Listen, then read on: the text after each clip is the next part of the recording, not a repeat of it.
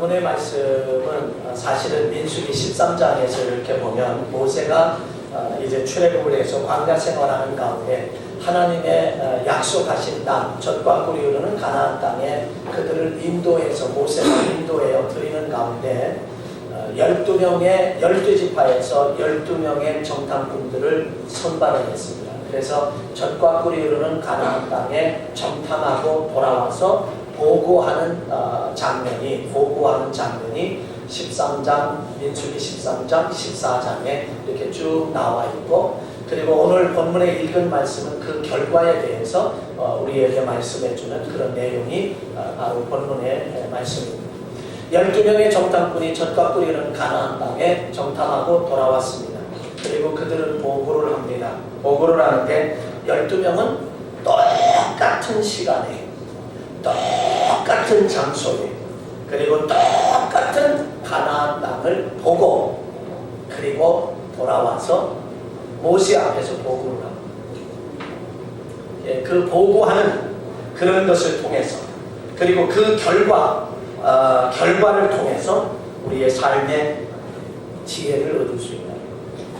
왜 그러냐면 이 시대가 3, 4천 년 전의 시대나 오늘의 시대나 아니면 앞으로의 시대도 사람이 살아가는 원리는 어느 시대나 똑같기 때문에, 그래서 지금 이스라엘 백성들이 살아갔던 그 시대의 그들의 삶의 원리나 오늘을 살아가는 우리들의 삶의 원리는 같기 때문에, 그래서 이들의 그 삶의 모습을 통해서 오늘 21세기 최첨단 과학의 시대를 살아가는 오늘 우리의 시대에도 어떻게 살아야 할 것인가 라고 하는 그런 지혜를 우리는 얻을 수 있기 때문에 그렇습니다. 이 12명이 돌아와서 모세 앞에 서서 보고를 합니다. 그런데 두 쪽으로 갈라졌습니다. 한쪽은 10명입니다. 다수입니다. 성경은 하나님은 다수를 기뻐하지 아니하신다라고 이렇게 말씀을 하는 부분도 있습니다만 10명의 사람 그들이 보고를 하고 2명이 여호수아와 갈렙이라고 하는 두 사람의 보고로 상반되게 보고합니다. 그들의 보고, 이제 10명과 2명의 그들의 생각과 말, 이것이 전혀 달랐습니다. 10명은 이렇게 어떤 생각을 가지고 있느냐? 부정적인 생각을 합니다. 그리고 부정적인 말을 해요. 우리는 할 수 없다, 못한다, 그 땅에 들어갈 수가 없다, 거기에는 안악자손, 거인 족속들이 있다는 거죠. 그들에 비하면 우리는 메뚜기와 같아서 도저히 그들이 엄지손가락으로 눌러도 우리는 이제 죽을 수밖에 없다. 그 땅을 차지하지 못한다. 그러면서 할 수 없다, 못한다, 그렇게 부정적인 보고를 할 때 그 소리를 보고를 들은 이스라엘 백성들이 모두가 다 이 민수기 14장 1절 2절에 가보면 막 울고 통곡하고 난리가 났습니다. 그런데 2명인 여호수아와 갈렙은 그렇게 말합니다. 하나님이 우리에게 허락하신 땅이다. 그 땅은 젖과 꿀이 흐르는 축복의 땅이다. 아멘. 하나님이 주신 축복의 땅이다. 그리고 하나님이 우리와 함께 하신다. 그들의 보호자는 떠났지만 여호와 하나님은 우리와 함께 하신다. 아멘. 그러므로 우리는 할 수 있다. 들어갈 수 있다. 그 땅을 차지할 수 있다. 아멘. 가자 라고 하면서 그들은 긍정적인 생각을 갖고 긍정적인 말을 하게 됩니다. 긍정적인 생각과 긍정적인 말을 하는 그런 모습을 봅니다. 사람이 살고 죽는 것은 그 사람의 생각과 말에 달려있다. 사람이 죽느냐 죽고 사는 이 문제는 그 사람이 어떤 생각을 가지고 있고 어떤 마음을 가지고 있고 어떤 말을 하느냐, 그것이 사람의 죽고 사는 것을 결정한다 라고 해도 틀린 말은 아니라 그런 이야기. 10사람은 부정적으로 보고 부정적으로 생각하고 부정적으로 말했습니다. 못한다, 할 수 없다고 말했습니다. 그런데요, 그들의 말대로 그들은 광야에서 다 죽었습니다. 광야에서 다 죽었습니다. 출애굽을 할 때에 적어도 여러분 전투할 수 있는 사람만 60만 명, 전투할 수 있는 사람, 전체가 다 60만 명 정도 출애굽을 했어요. 출애굽을 했는데 그 가운데 전투할 수 있는 사람이 그러니까 가족, 여성과 노인과 어린아이들을 합하면 신학자들의 추정하는 인구는 몇 명이 출애굽을 했냐? 200만 명이 출애굽을 했다라고 그렇게 이야기를 해요. 그런데 그들은 출애굽 세대라고 말해요. 근데 그들이 광야 생활하면서 광야에서 아이들이 태어났죠. 그러니까 출애굽 세대들은 뭔가 부정적으로 보고 부정적으로 생각하고 부정적으로 말했던 10명의 보고를 전적으로 받아들이고 동의했습니다. 그럴 때에 그 사람들은 출애굽 세대들은 여호수아와 갈렙 두 사람을 제외해놓고 나머지는 그들의 말대로 할 수 없다 못한다 그러는 말대로 그들이 다 광야에서 시체더미가 돼서 죽었습니다. 그런데 여호수아와 갈렙 두 사람과 그들은 할 수 있다는 그런 생각과 할 수 있다는 그런 긍정적인 생각, 하나님이 우리와 함께 하시니 할 수 있다는 긍정적인 생각과 그런 말을 했던 두 사람, 출애굽 세대 가운데 오직 두 사람, 그리고 광야에서 태어났던 사람들은 이런 희망적인 이야기를 따르고 동의했을 때 그들만이 젖과 꿀이는 죽지 않았습니다. 그들만이 젖과 꿀이 흐르는 가나안 땅에 들어갈 수 있습니다. 그래서 사람이 살고 죽는 것은 그 사람의 생각이, 그 사람의 생각과 그 사람의 말에 달려있다. 저는 이것을 경험한 사람, 나는 죽을 거야, 죽을 거야, 난 죽고 싶어. 그렇게 말했던 그러한 제가 아는 한 아가씨가 정말 그는 죽고 말았습니다. 예전에 벌써 20한 5, 6년 된다. 그 전에 방에다가 연탄 붙여놓고 죽었어. 사람이 어떤 생각을 갖고 그리고 어떤 말을 하느냐에 따라서, 그리고 생각만 하는 것도 대단하지만 그러나 말을 하는 것은 정말 그것이 실천하기가 좋다. 1950년대에 포르투갈산 포도주를 운반하는 한 화물선에 타고 있던 한 선원이 스코틀랜드 항구에서 짐을 내린 뒤에 냉동창고에 갇혀버렸어요. 냉동창고에 갇혔어요. 그 냉동창고에 닫혔는데 나중에 다른 사람이 그 냉동창고를 열고 들어갔을 때에 그 사람은 이미 죽어 있었어요. 그런데 그 사람이 죽으면서 쇠조각을 가지고 냉동창고 벽에다가 써놓은 글이 있었습니다. 냉동창고에 갇혔으니 이제 나는 오래 버티지 못할 거야. 냉동창고에 갇혔으니 나는 이제 더 오래 버티지 못할 거야. 그 글과 더불어서 이런 글, 찬공기에 언 부위가 견딜 수 없이 따끔거리는 상처로 변해가는 과정도 상세하게 기록합니다. 그리고 그는 끝내는 거기에서 죽어버렸습니다. 근데 놀라운 사실은요, 그 냉동창고는 가동이 되지 않고 있었다는 거죠. 가동이 안 돼 있어요. 그리고 온도계도 19도를 가리키고 있습니다. 제 방이 19도를 가리키고 19도를 가리키고 있습니다. 그러면 사람이 죽지는 않습니다. 근데 더 또 이상한 것은 그 안에는 장기 보존하는 식량도 충분히 준비되어 있었다라고 하는 이 사실. 그러면 이 선언이 냉동창고가 가동되지도 않고 19도를 향해 있고 거기에는 양식도 있고 그저 차분하게 기다리면 구해줄 때를 기다리면 될 터인데 뭐 양식 먹어가면서 기다리면 될 터인데 이 선언을 죽음에 이르게 한 것은 죽음만큼의 추위나 배고픔이 아니에요.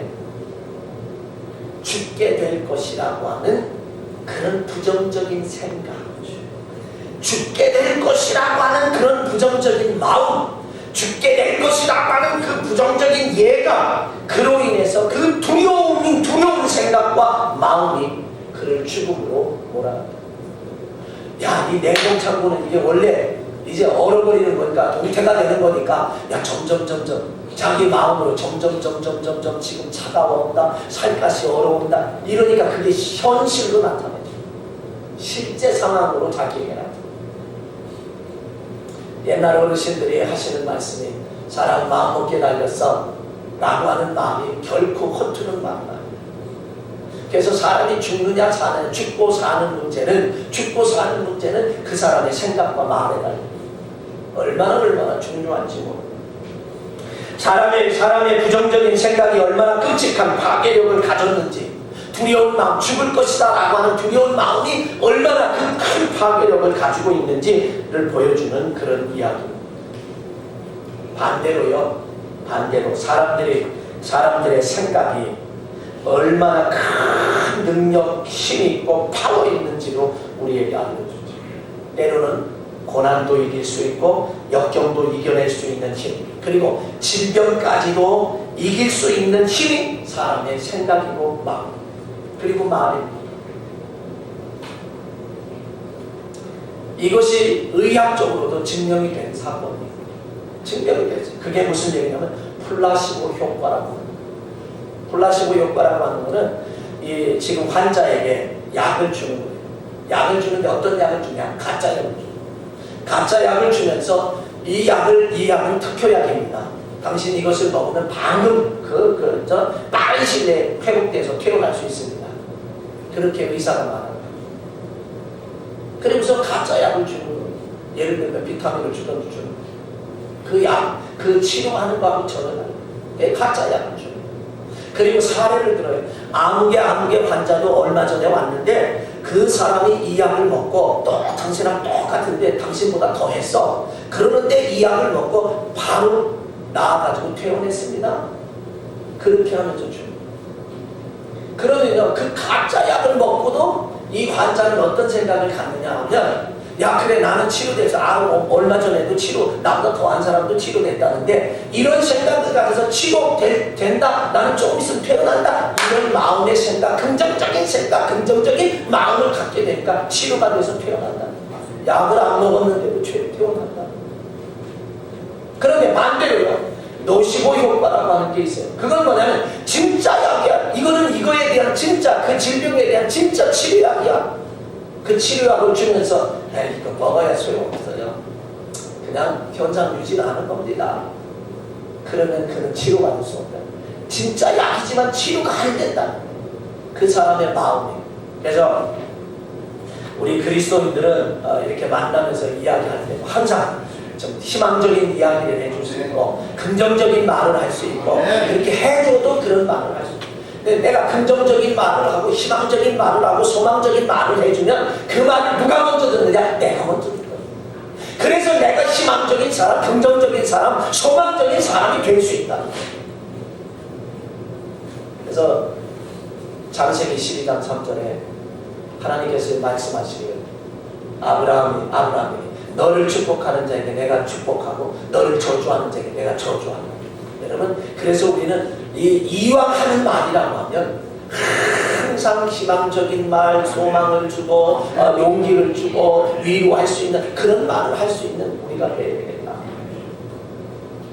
이런 것들이요 정말 증명이 된 게 참 많아요. 피그말리오 효과라고 하는 것들, 일명 로덴탈 효과라고도 하죠. 그건 뭐냐면 학교에서 아이들을 그냥 무작위로 착출했어요. 그리고 그 아이들에게 하는 말이 너희들은 머리가 참 탁월한 아이들이야. 비상한 아이들이야. 그래서 너희들 공부 잘할 수 있어. 그리고 선생님들에게도 이 반은 아주 특별한 아이들만 모아놨으니 이게 공부 잘할 겁니다. 괜찮을 겁니다. 그렇게 양쪽 다 그렇게 얘기해놨어요. 그리고 그게 어느 정도 세월이 지난 다음에, 시간이 지난 다음에 그 하는데요 월등하게 뛰어납니다. 그런데 그들은 머리 좋은 사람만 뽑아놓은 것도 아니에요. 다 평범하게 무작위로 갖다 뽑아놓은 건데 사람의 생각이, 배우는 아이들도 나는 탁월해, 나의 능력이 있어. 그리고 가르치는 선생님들도 여기는 특별하게 뽑아놓은 거니까 특수한 아이들을 뽑아놓고 그랬으니까 가르칠 때 그런 마음으로 가르치게 되니까 이 아이들의 공부가 훨씬 뛰어났더라고요.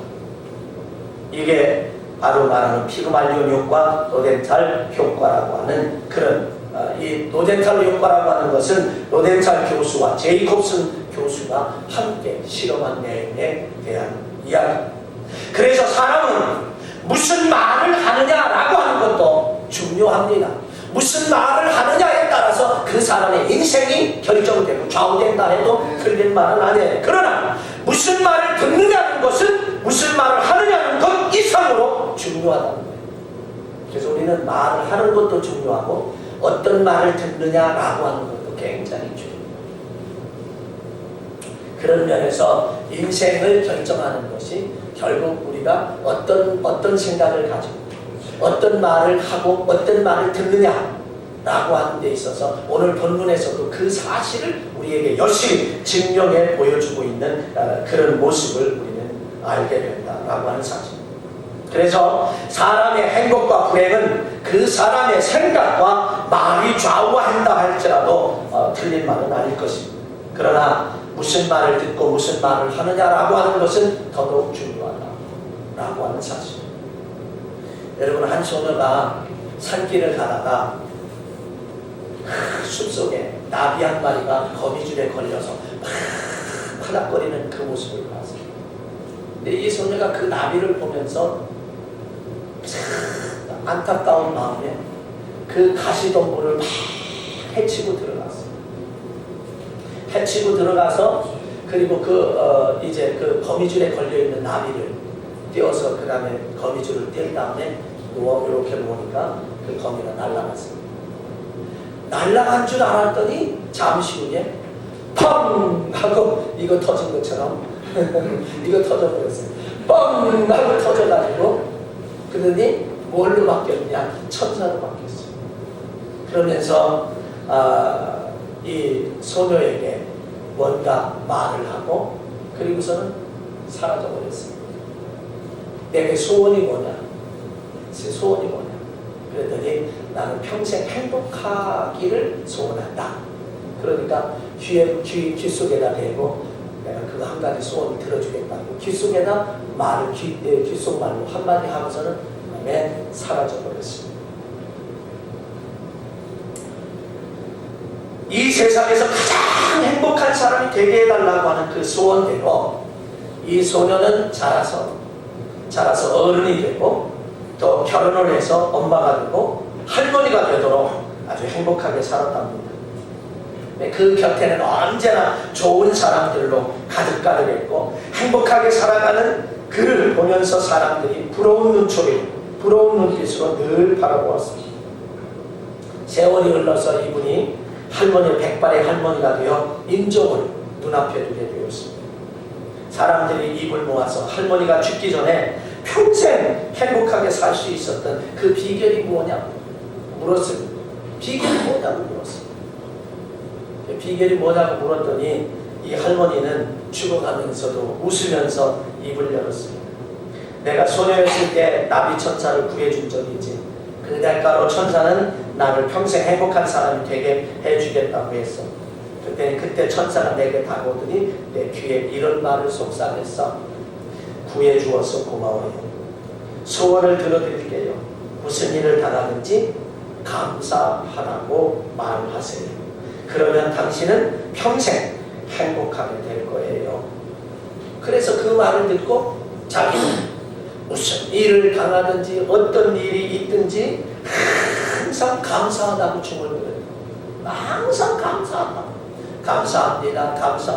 이래서 감사합니다. 저래서 감사합니다. 그러면서 늘 감사하며 지금까지 살았다. 그랬더니 정말 평생 그래서 정말 평생 행복했다라고 합니다. 여러분, 누구든지 만족할 줄 있으면 만족하면 행복할 수 있어요. 아멘. 항상 불만족스러우니까 행복하죠. 많은 것을 가지고 많은 것을 누리고 그러면서도 우리는 행복할 수 없는 사람도 있는가 하면 비록 적은 것을 가지고도 행복하게 살아가는 그런 사람이 얼마나 많은지 모릅니다. 우리는 정말 매일 매 순간순간마다 감사하는 그런 삶이 우리에게 있어줘야 됩니다. 저는 오늘 교회 오면서도 차를 몰고 오면서도 공사하는 모습을 보면서 하나님 감사해요. 그냥 해야 한 거니까 긴가민가 이렇게 감사해요. 고마워요. 감사해요. 고마워요. 감사해요. 고마워요. 그런 감사수. 그러므로 우리는 생각만 바꾸면, 마음만 바꾸면 아무리 어렵고 힘든 상황 속에서라도 우리는 감사할 수 있다는 거죠. 아멘. 제가 40일 작전 기도회 때 드려졌던 그런 마음입니다. 조금 그렇지 않을 수도 있는데 용서하고 들으시기 바랍니다. 우리는 어떤 상황 속에서라도 감사할 수 있으면 좋겠다. 그것이 곧 우리를 행복한 삶으로 평생을 이어갈 수 있다. 예를 들면요, 비근한 예를 들어 속 썩이는 자식이 있다. 속 썩이는 자식이 있을 때 우리는 저 왼수 같은 거 그러지 말고, 속 썩이는 자식이 있으면 나에게 그래도 자식이 있으니 이런 속도 썩는 거지. 네? 자식이 있으니 속을 썩는 거지. 하나님 이 자식을 주신 거 감사합니다. 언젠가는 좋은 자식이 될 수 있으니 감사하고, 언젠가는 정말 남부러하고 누구에게나 자랑할 수 있는 자식이 될 줄로 믿고 감사를 드리는, 갑을 감사해야지, 미리 감사해야 되지 않겠어요? 그러면서 감사하면 그게 역시 그런 불행 속에서도 감사할 수 있다는 거예요. 그런데 또다시 자녀가 없는 분들은 자녀가 없는 것만 생각하면 또 그거 감사할 수가 없잖아요. 그런데 무자식이 상팔자란다. 다른 사람 아무개를 보니 그냥 자식이 있어서 그냥 얼마나 속 썩고 속을 징글징글 바글바글하게 썩는 모습을 보니 무자식이 상팔자가 우리만 그저 열심히 잘 살면 되지, 이러면서도 감사할 수 있다. 제가요 어느 장로님하고 앉아서 대화를 하는데, 그 장로님이 이제 학교 선생님입니다. 한 2년 정도 일찍 명퇴를 하신다고 해서 그 교장으로 자기 이제 아는 분이 교장으로 이제 퇴직을 하시고, 이 퇴직금을 연금으로 안 받고 한꺼번에 받는데, 이 교장으로 퇴직하신 분들이 주로 이 게이트볼 장에 가서 많이 이걸 친대요. 그런데 거기에서 이제 서로 들은 게 아들도 선생님인데 아버지 한꺼번에 받아주시죠. 그래서 한꺼번에 받았는데 4억 6천인가 됩니다. 4억 6천인가 되는데 교장으로 이제 정년 퇴직하시고, 그거를요 2개월인가 몇 개월 만에 아들이 다 없었어요. 아들이 다 없었어요. 하여간 뭐해서 없앴는지 모르겠어요. 하여간 다 없었어요. 그러니까 이 아들, 선생님인 이 아들이 얼마나 자기는 뭐 없애려고 없앤 게 아니잖아요. 뭔가를 좀 잘해보려고 그러다 보니까 그 중압감에, 그 책임의식과 중압감에 그만 자살해버려요. 근데 그 모습을 봤던 아버지가 아들을 먼저 보내고 잠시 조금 있다가 내가 아들도 이렇게 죽었는데 내가 살아서 뭐, 그리고 그 양반도 자살해서 그만. 그래서 이런 불행에 대해서 이야기를 하면서 그래도 이제 사는 세상 은퇴 후 50년을 준비하라고 했는데, 그러면서 연금을 받아야지 한꺼번에 받는 거예요. 그래서 이 장로님이 하시는 말씀이 자기는 퇴직을 하는데 이거는 꼭 잡고 있어야지, 주면 절대 이렇게 그런 이야기를 하시는데 아주 실감이 나더라고요. 그래서 여러분 보세요. 어떤 상황 속에서라도 우리는 그 상황 속에서 좋게 생각하고 희망적으로 보고 미래를 바라보며 감사할 수 있는가 하면, 그렇지 않고 우리는 불행하다 생각하고, 그러니까 사람의 행복과 불행은 뭐 차이냐? 내 마음을 바꾸느냐, 내 생각을 바꾸느냐, 내 말을 바꾸느냐에 달려있다. 어떤 상황이든 사람은 가지고도 불행한 삶을 사는 사람이 있는가 하면 못 가지고도 행복하게 사는 사람이 있다. 그럼 우리는 어떤 삶을 살아야 되냐? 이왕 살아가는 세상이라고 하면 행복한 삶을 살아야 살아가야 되지 않겠습니까? 이왕 살아가는 세상이라고 하면 웃으며 살아야 되지 않겠습니까? 그것이 뭐에 달렸다고요? 내가 어떤 생각과 어떤 마음의 자세를, 어떤 말을 하느냐에 따라서 다르다. 이런 사실들을 기억한다고 하면 우리 감사라고 하는 것은 하나님이 우리에게 주시는 축복이다. 아멘. 여러분 모두 성경에 말해 범사에 감사하라 이는 그리스도 예수 안에서 너희를 향하신 하나님의 뜻이라고 말했는데 하나님의 뜻을 행하시길 주의 이름으로 간절히 축원합니다. 옆 사람 한번 합시다. 감사하면서 합시다. 매일매일 감사하면서 합시다. 순간순간 감사하면서 합시다. 할렐루야. 네. 우리는 그럴 때에 우리는 기쁨에 살고 있습니다. 아멘. 여러분 보세요. 구약의 요셉을 보세요. 요셉이라는 사람이 채색 옷을 입혀 아버지가 입혀주고 얼마나 사랑을 많이 받았어요. 채색 옷을 입히면서 그렇게 사랑을 많이 받았는데 그것이 형들에게 시기와 질투가 돼서 형들이 미워해서 팔아버렸어요. 그래서 정말 그렇게 사랑을 받으며 저 아버지의 큰 넘치는 사랑을 받았던 요셉이 하루아침에 팔아서 애굽의 시위대장 보디발의 가정에 뭐가 됐어요? 노예가 됐잖아요. 종이 됐잖아요. 아마 성질 급한 사람 같으면 팔팔팔팔 뛰다가 아마 죽었을지도 몰라요. 그런데 그런 상황 속에서라도 성경에는 감사했다는 말이 단 한마디도 없지만 그의 주어진 삶에 최선을 다하고 성실하게 정성을 다하며 살아가는 모습을 보면 그는 소망과 희망을 가지고 감사하며 살지 않았겠다. 그래도 비누물 속에 집어넣어서 나를 죽게 했더라고, 나를 죽였더라고 하면 나는 살지 못했을 텐데 그래도 큰형 루벤이 그래야 죽일 게 뭐 있냐, 비누물에다 넣어도 그 굶어 죽을 거 아니냐.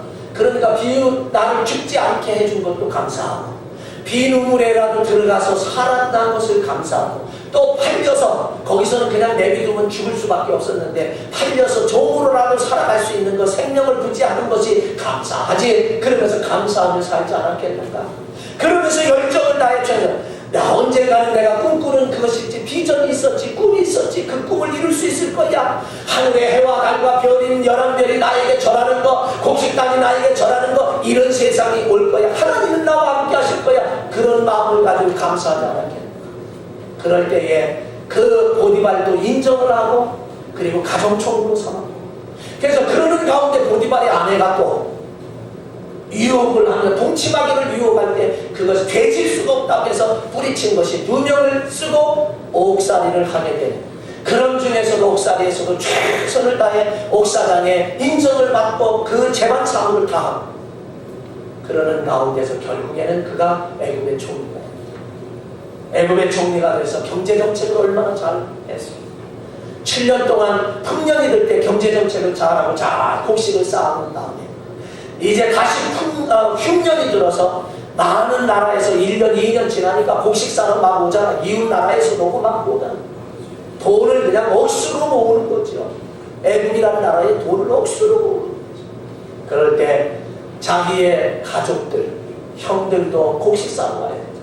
곡식 사러 왔을 때 형들에게 어느 순간에 자기의 정체를 밝힙니다. 내가 바로 형들이 팔아버린 요셉. 형들은 죽을 줄 알고 내가 틀림없이 죽일 것이다 라고 그렇게 생각을 하지만 그 형들에게 이렇게 이야기를 합니다. 자기 정체를 밝히니까 형들 이제 죽었다라고 낙심할 때 요셉은 이렇게 말해요. 창세기 45장 5절로 8절.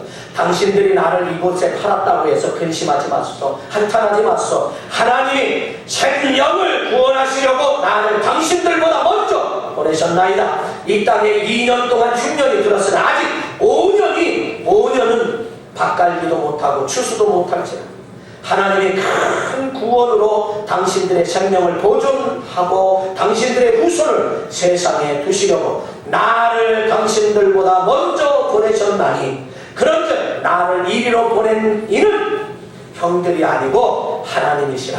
하나님이 나를 바로에게 아버지로 삼으시고 온 집에 주로 삼으시며 애굽 온 땅에 통치자로 삼으셨다. 그런 불행한 속에서 하나님이 하셨다.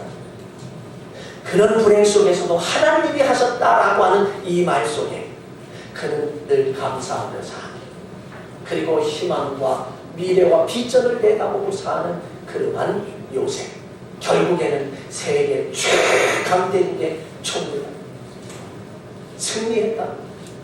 사람이 사느냐 죽느냐, 사람이 행복하냐 불행하냐, 어떤 생각을 가지고 있고 어떤 마음을 가지고 있고 어떤 말을 하느냐에 따라서 좌지우지된다라고 하는 이 사실을 기억합니다. 하나님은 이미 우리에게 모든 것을 허락해 주셨습니다. 그러면 우리는 그것을 선택하는 것은 나의 책임이고 내가 해야 할 일입니다. 긍정적인 생각, 긍정적인 마음, 그리고 긍정적인 말과 긍정적인 행동을 하는 것은 나의 책임입니다. 그러므로 저와 여러분이 여호수아와 갈렙처럼 또는 요셉처럼 긍정적인 생각과 긍정적인 말을 함으로 평생 행복한 삶을 살고 축복받으며 사는 은혜로운 삶이 여러분의 삶 속에 충만하시길 주의 이름으로 간절히 축원합니다.